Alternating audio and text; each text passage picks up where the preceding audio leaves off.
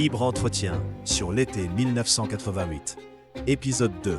La question des sacres et l'hésitation de Rome. Dans cette série de podcasts, le père Louis-Marie de Blinière revient de l'intérieur sur les événements qui ont bouleversé le catholicisme traditionnel. Dans ses souvenirs sur l'été 1988, le père de Blinière revient sur ces semaines qui ont précédé les sacres et sur la difficile question qui s'est posée alors. Comment rester fidèle à la tradition tout en restant uni à l'Église et à son autorité légitime? Question beaucoup plus débattue à l'époque qu'on ne le pense. Question qui se pose à nouveau pour nous, aujourd'hui. Avant les sacres de 1988, y a-t-il eu un certain changement d'attitude du Saint-Siège par rapport au traditionnalisme? Jusqu'en 1982, nos interlocuteurs se contentaient du seul maniement de l'argument d'autorité. Il n'y a pas de crise. Nous assistons aux prémices d'un printemps de l'Église. Les réformes sont obligatoires. Obéissez au pape et à votre évêque. Mais, après ces années où domine l'argument d'autorité et les condamnations, le courant traditionnaliste dans l'Église commence à être partiellement pris en compte en 1982, avec l'arrivée du cardinal Joseph Ratzinger à la tête de la Congrégation pour la doctrine de la foi. Les conférences du cardinal à Paris et à Lyon en janvier 1983 sur la catéchèse et la parution en 1985 de son entretien sur la foi avec Vittorio Messori marquent, pour certains traditionalistes, un tournant. J'ai le souvenir que, lors d'un repas avec Jean Madiran, qui me conseillait une rencontre avec le cardinal, influencé par le jugement négatif de la philosophe allemande traditionnaliste Elisabeth Gerstner sur Ratzinger, je lui répondis inconsidérément: « On ne discute pas avec un moderniste ». Et Madiran m'invita à lire ces deux conférences qui, disait-il, étaient à l'opposé du modernisme. Cette lecture, comme celle de l'entretien avec Messori, revêtit pour moi, comme pour un certain nombre de traditionalistes, je pense à Dom Gérard et Bernard Antony, une grande importance. Je mentionne ce changement d'ambiance par rapport à une longue période, 1965-1982, de déni, car il faut l'avoir à l'esprit pour la question des sacres. Aujourd'hui, après 33 ans, beaucoup ont perdu de vue le contexte des années 1982-1988, qui ne rendait pas évident du tout la nécessité, même d'un point de vue pragmatique, d'une rupture par des sacres sans mandat. On a aussi trop oublié, dans les milieux traditionnels, les désaccords et oppositions motivées contre des sacres sans mandat apostolique, exprimés par nombre de personnalités traditionnalistes, aussi traditionnelles que Monseigneur Lefebvre. Comme Dom Gérard, le père Philibert de Saint-Didier, Brian Houghton, Jean Madiran, Bernard Antony et des membres même de la FSSPX. Voici la pensée notée par Jean Madiran la veille même des sacres. On nous a produit des démonstrations selon lesquelles, dans des cas extraordinaires, on peut consacrer des évêques sans mandat pontifical. Mais ce n'est pas la simple absence de mandat qui est en question. Je ne vois pas où l'on aurait démontré qu'il n'est pas interdit de consacrer des évêques contre la volonté formelle du pape, expressément notifiée. Ou du moins, je ne vois pas comment une telle démonstration pourrait ne pas postuler ou impliquer nécessairement un sédévacantisme. Jean Madiran n'a-t-il pas ensuite changé de position sur les sacres du 30 juin?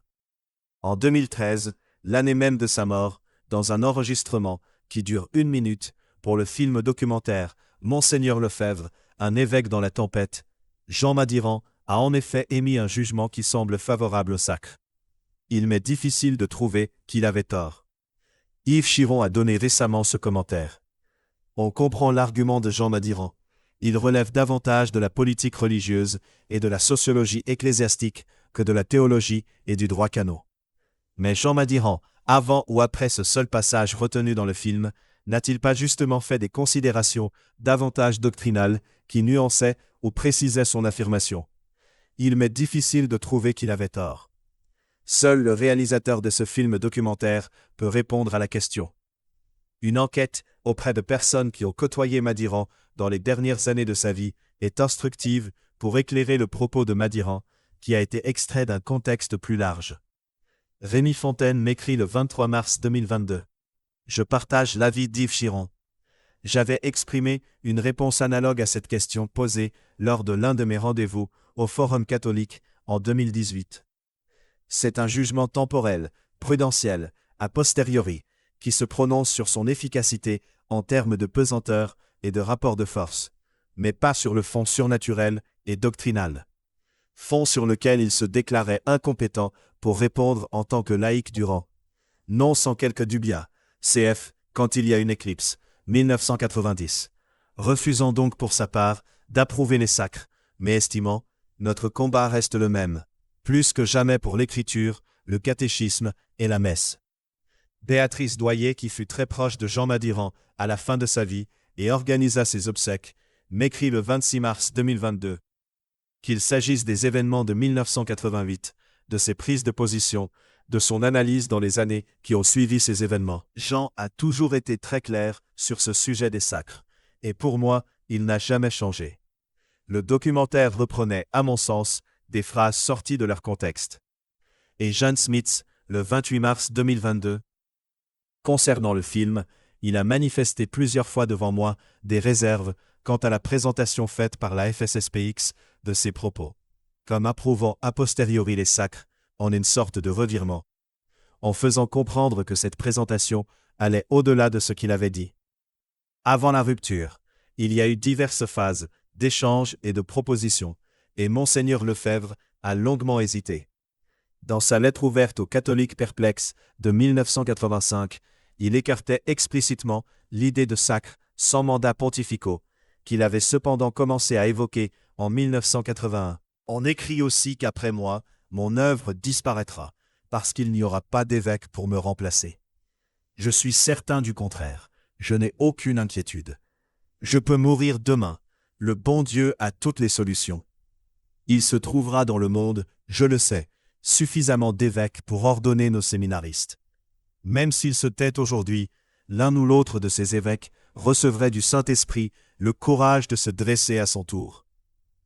Monseigneur Lefebvre avait demandé des études théologiques à son entourage.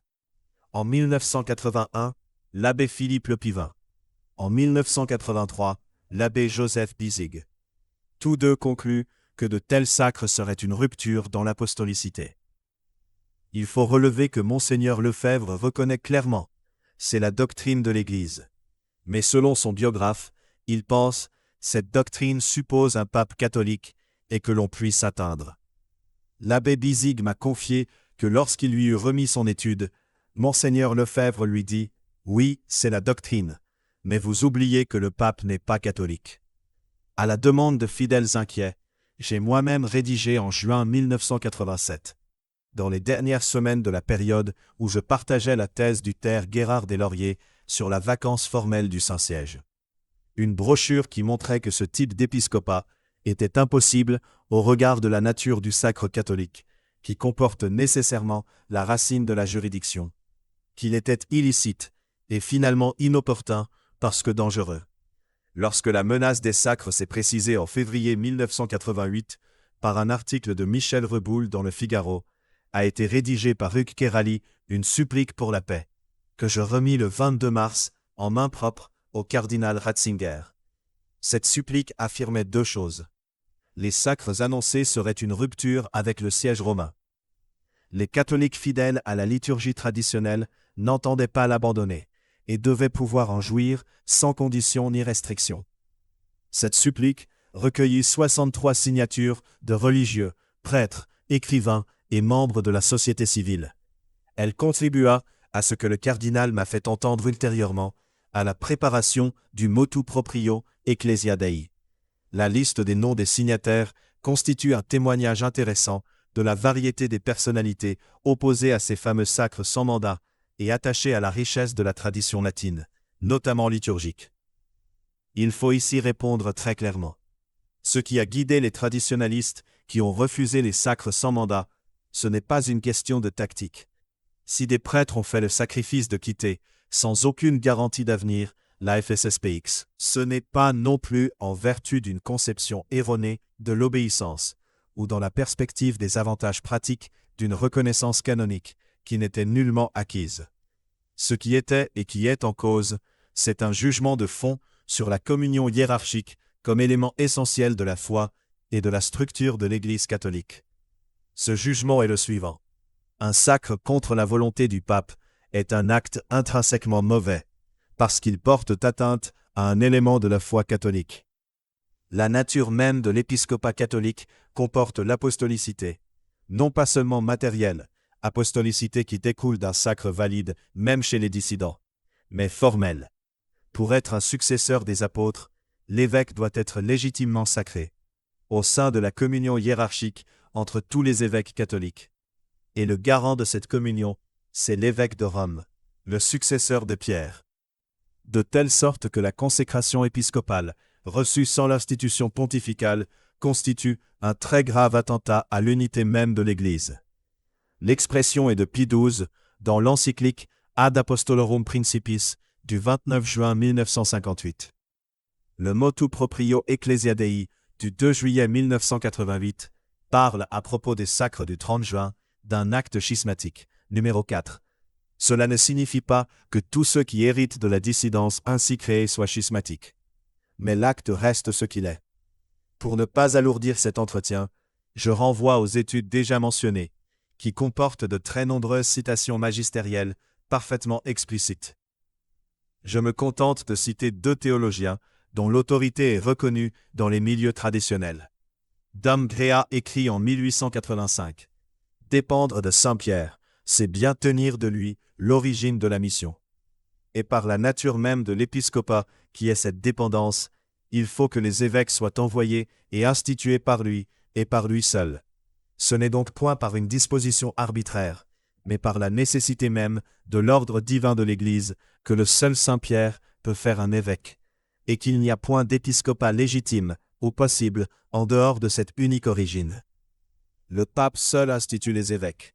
Ce droit lui appartient souverainement, exclusivement et nécessairement par la constitution même de l'Église et la nature de la hiérarchie. Commentant le chapitre 3 de la Constitution Lumen Gentium de Vatican II, paragraphe 21, l'abbé Raymond Dulac écrit en 1965 « Cette transmission, en continuant l'authentique succession apostolique, scelle la légitimité à la fois du sacre et des fonctions. Elle est garantie officiellement par la communion hiérarchique dont parle la Nota Explicativa. En dehors de ces enchaînements à la fois sacramentels et juridiques, il n'y a que ce que saint Cyprien et saint Léon appellent un pseudo-épiscopat.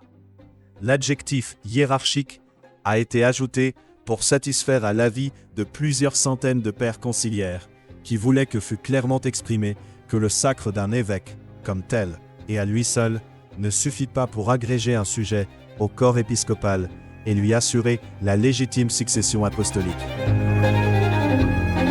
Vous venez d'écouter l'épisode 2 de la série Libre entretien sur l'été 1988. Dans le prochain épisode, nous verrons pourquoi certains ont choisi de ne pas suivre les sacres et quelles communautés sont nées de cette décision.